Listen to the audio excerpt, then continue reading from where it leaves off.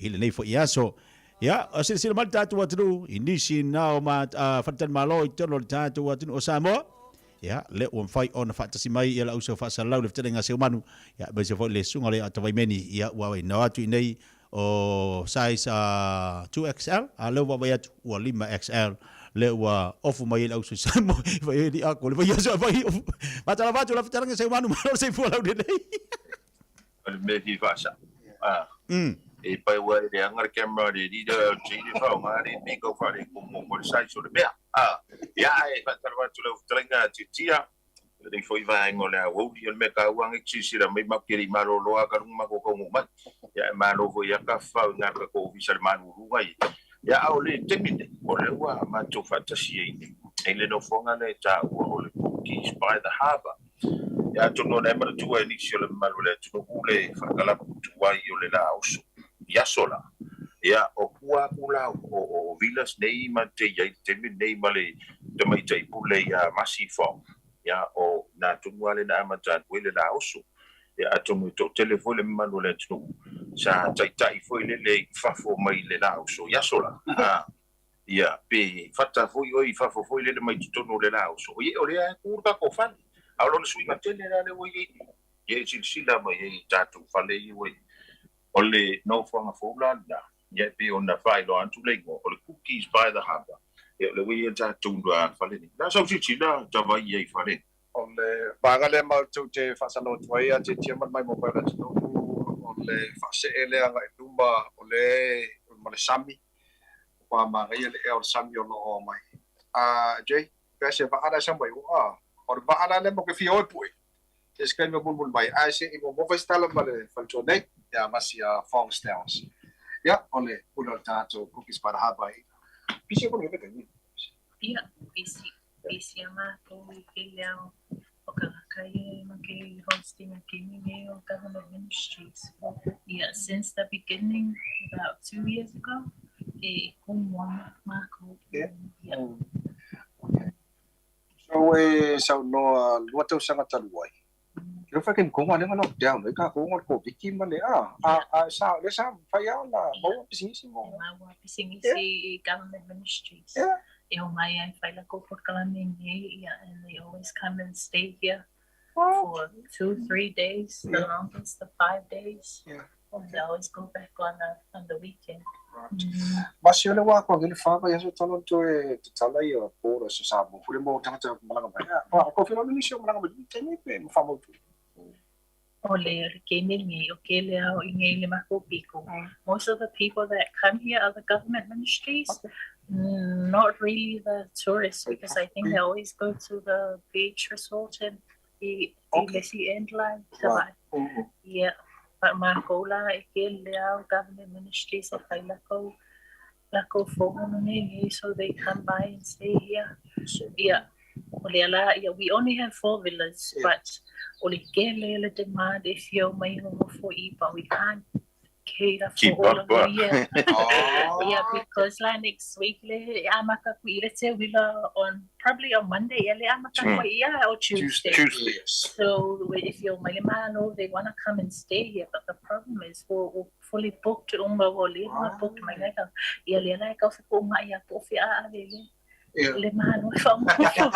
because they were here a week ago. Okay. Mas yun na sa no villas train fa mo na siya bako na ko Quebec kung o same quite for my mom we get no kulang.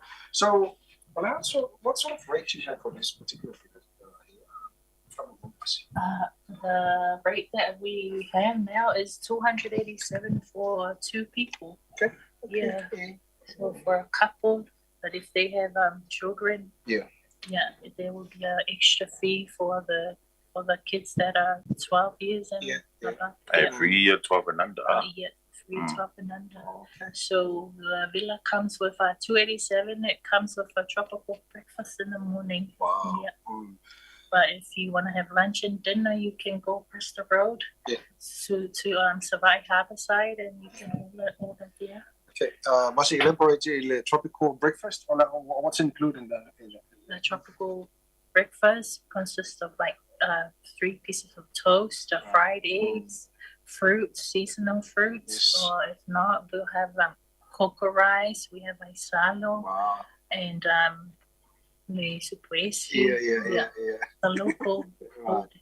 But if you want something more, you can always go across the road and have like bacon and sort of, yeah. Mole mai langa ito telele manu na tinui. Ia tumi fafua.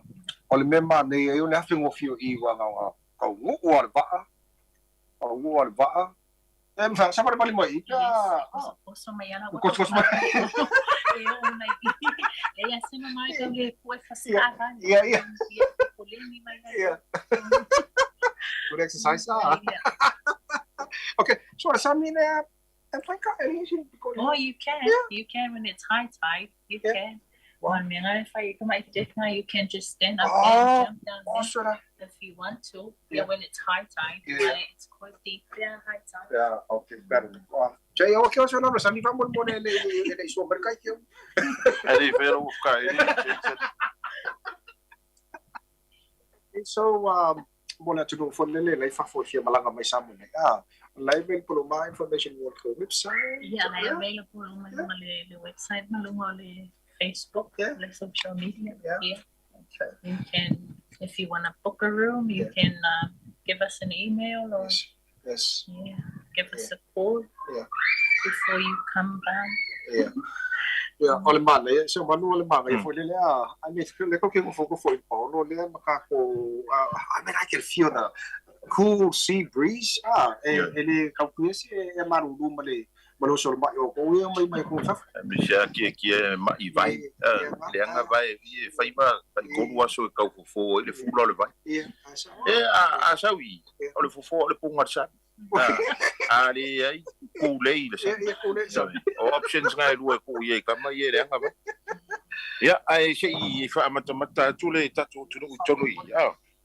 Ya, sila mai le mano le tulu. Ya na o kuso fafole le no fanga le o stasine o villa I le Cookies by the Harbour. Ya, sila mai ka ko tax ola. Soli. Ole me ko ngare ki ka ole ma mora. Ai le ole ma musa. Le o fola I tonu le o stasine o villa I nei I le Cookies by the Harbour. Ya, ngawe sila ku wa ko ki o.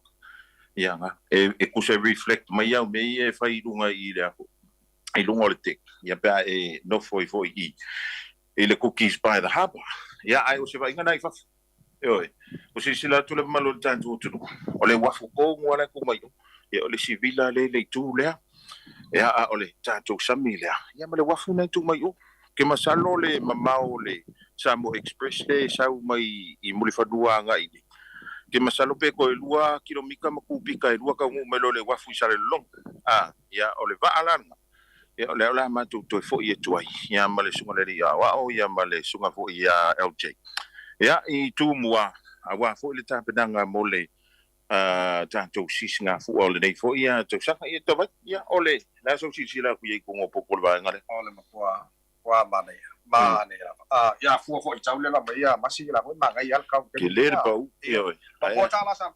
wala ye go ya ma ngare ko medika wa ma ngai mala wa ngai auskari ya ka fero ka ko yusina ya te o value on rate ma ngara fesima o lu kire ya ku soka ko o ka ku ye la va ka ku ye mo me passe chez le va o le passe chez le taxi au ko ye amerika ma auskari ame ko kupenga ko ngeka ko poku ele yo ko tapo ko triple ala ngoma ko ngishila ya ka fare ko ngome le rate mako ya ngole o ngi foi vai ka ko maluru okay basi ya ole na ta o se mar fo le ono suto sango le tuto tasio sa mona na famna tu asagi abukna sagi man na sa ona se mata mo fio le fu fa ma ko lo o si fi as a business problema Emma, ya foi le se wila le la makame on Sunday. E ke le ai ho foi o mai ka ya mai fa for me so inga and some tourists. Foi o mai la ko pe fa nga mai o le va so ngala ja ya ka makikiva foi mane ko. Ya le la uma nga ya ko foi makanga pick up mai le economy ma. Okay. Ole aso finingalo onus futo sanga tudo tasin mano sam. Nasa se taua i lo se fua fo le pe fua. Almost fuko sanga we are free mai ulenga fa kolone ma pana so. Ono suta sanga Samoa, yeah, that's like a semi-storm kili for Yes. Yeah. Ono suta sanga yo really I'm halfway there, but you know, they say kau ni kau sanga kili like umanga ya maka anga improve Samoa kili anga improvement sa Samoa. May kau pisingisi, may kau development.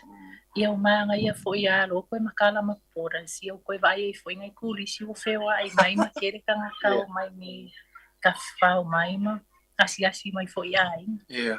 Malo masifa te tele lava mo le no le tunu mal mai mo mai so stuff on make lope asasi lunga on the website te mo mai from Talanga information about Harbour cookies by the Harbour book mai o to holidays pe au go after my day so just you know buying a fa mo tu mai o se mong te o la ka ba okay so la ka le wala ka ba ki o ka ko ba te tia male mai mo mai le tunu so stuff on make lope ole tara no na ma tu no into tu ale cookies by the Harbour ile me foi bang ona so ma ka ko bang mo foi ka ko ma isi ka wa uma fa so ifua fa fo ma fa okay so masi once again fa tai tele lava mo le me foi bang ona so le maro le no fa tai le mai mo mai ole sa ungi le radio Samoa mo le malanga tu upon on a busy fa so a ko ile mai pora sa o le galo pora sa matai ia le sa ringa fa toa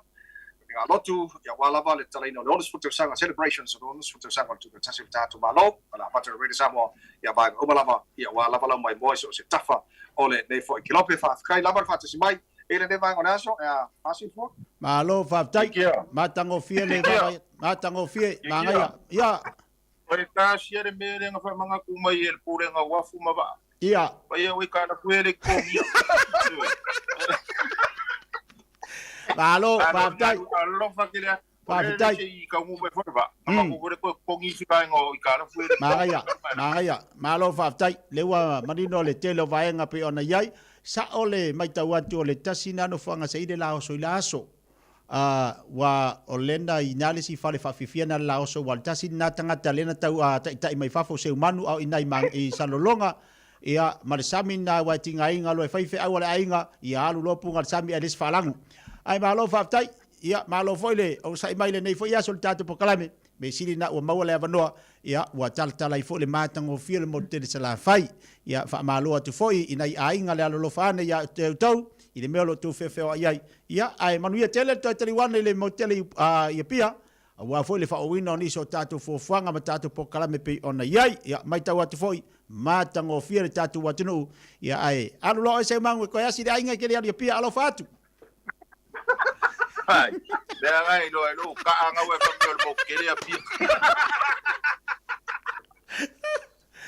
tia ma to le fatu ma tu wala to pokalame fa le Pacific 40 ulenga mara fenga renga fa tele la so mai foi sika ko digital digital le so di mail ka ko data joy male motor rentals tanto sa lo fa pena na fa malanga ile pa ye mal le tru ele nga tu wa fa pe foi le tele ni sala fai ole mo wa tanto ta le fa tu le telinga ya mo le tele fa malo Allen Stowers la unanga na le motor rentals ye fa yona fa malanga i tanto unanga ele nga tu wa ye fa pe foi le mo tele ni sala fai ai ke Pemerkong, so di visi kami koi fo ya kuat.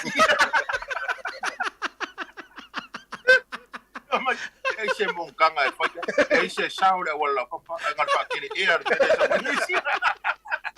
Oso, dia fai motel de yaso fa tele lava mo bantu no. Ya ai fa kini lava ya fa se fa titia. Ia, alo fatu. Ngala amaka mo du mangava mo mulia ko. Ya sai fo mai mang. Le live so tainga mal tatu le tio sa Samoa pi ona i fo o so fa salau fai on tu na mai tatu fa salau le fo yaso ma tatu li poti ma nei tele motel sala fai oka e sol wa vaila me ngai fai kwa nganga ko le va lele i fa deolo e alu sa ori sava au ke ko alu po alu sa o Savai'i e la ko ngofa farkali maloi e feru wa Savai'i ke va ku peia ke feru o va ku ko e pau alo le me le o Savai'i o le train foi da le fe o ia a o mea umau mo Savai'i ya nisi na tatu pokalame pele fa fonga bali tatu wa tunu o le nei